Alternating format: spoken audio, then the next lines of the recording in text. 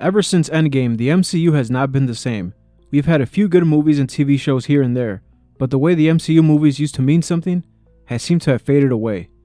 Deadpool and Wolverine is right around the corner. The trailer has showed us that the merc with the mouth hasn't lost a step when transitioning from Fox to Disney. This movie has to be the one to save Marvel, because if this movie ends up like the latest ones, then whatever the MCU puts out won't matter, and eventually, everyone will move on from superhero movies. So with that I say, Deadpool has one chance.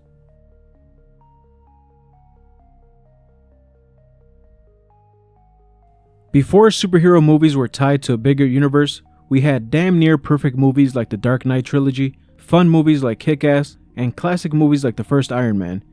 Even though the ending was teasing the Avengers, that movie didn't need any forced cameos. It was just a simple origin story that lasted the test of time. Now don't get me wrong, I'm not against cameos if done correctly, like Spider-Man No Way Home, but sometimes they're not done correctly, like what we saw in The Flash. Recently, Marvel has been experimenting with releasing multiple movies and multiple streaming shows within the same year. The superhero market has been really oversaturated, and casual fans don't want to watch a whole show just to understand the latest movie. Me personally, I have been invested in the MCU for a long time, so whatever Marvel puts out, I feel like I have to watch it at this point. Don't get me wrong, some of the shows were really good, like Loki and Moon Knight. I know there were some mixed reviews on Echo and Hawkeye, but those were a fun watch as well. I'm just not a fan of the 8 to 10 episode seasons some of the shows have been getting. This format doesn't allow any character arcs to build properly and often comes down to a rushed ending that gives the viewer no satisfaction. Deadpool and Wolverine is set up to be the revival the MCU badly needs, but how much of this movie would tie up loose ends and serve as a soft reboot? The third Deadpool movie was originally going to be a Christmas movie, with the premise of Deadpool traveling to the North Pole to save Christmas, but as soon as Hugh Jackman got involved and the franchise being acquired by Disney, the premise quickly shifted to the two iconic heroes being side by side. The involvement of the TVA has some implications that some pruning of other franchises or storylines may happen.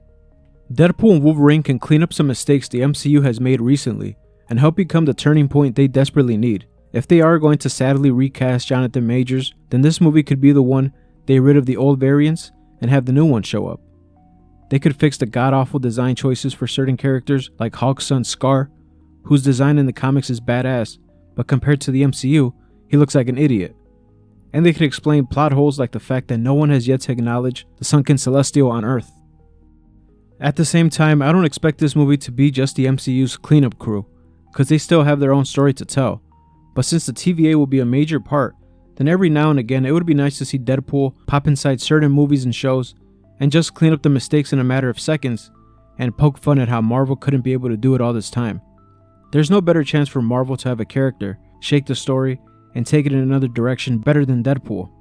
The trailer showed us he's already poking fun at Kevin Feige for cocaine being where Disney draws a line, but everything else is on the table. It's going to be fun to watch how far Deadpool and Wolverine take things in the MCU's first R-rated movie.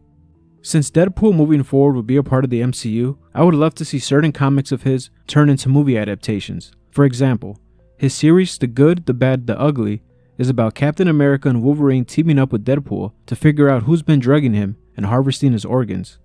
In this story, Cap and Wolverine gain a better understanding of Wade Wilson and how he really tries to be a hero sometimes, but gets misunderstood. In the MCU version of this, I'm not sure if Hugh Jackman will continue to play Wolverine after this movie. So if this adaptation was to happen, we could see Anthony Mackie's Captain America join forces with Deadpool and have a deeper storyline in this movie, and really peel back the layers emotionally on both characters.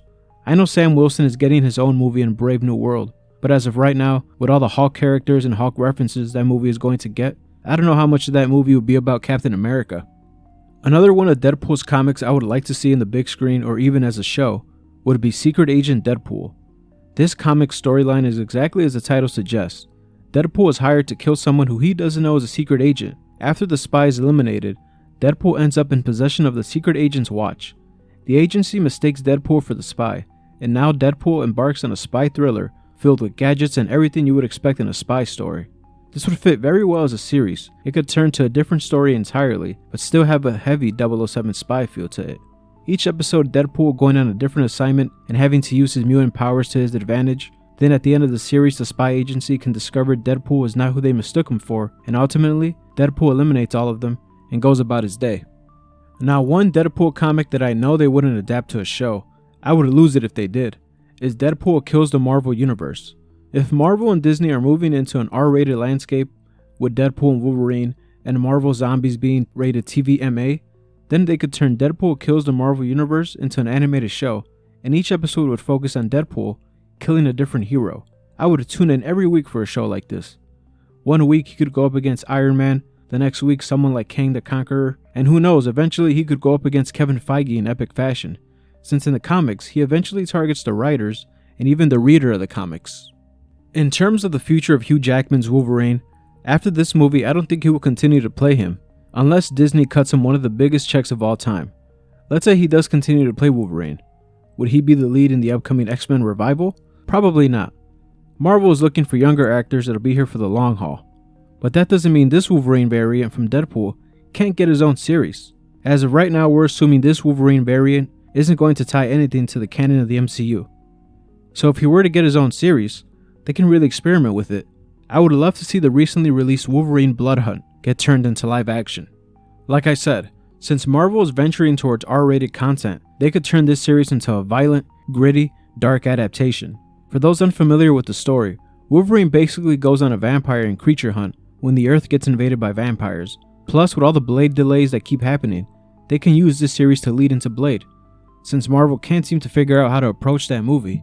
Regardless if you've been keeping up with the MCU since forever ago, or gave up after Endgame, we can agree the upcoming Deadpool and Wolverine movie looks like a promising step in the right direction for Marvel. Hopefully this movie can be the wake-up call they need, so they can emphasize quality over quantity moving forward. Cause thus far, the projects they've been putting out have been a joke, and people are starting to get over the superhero genre. So with that, hope you guys enjoyed the video, and as always, thanks for watching.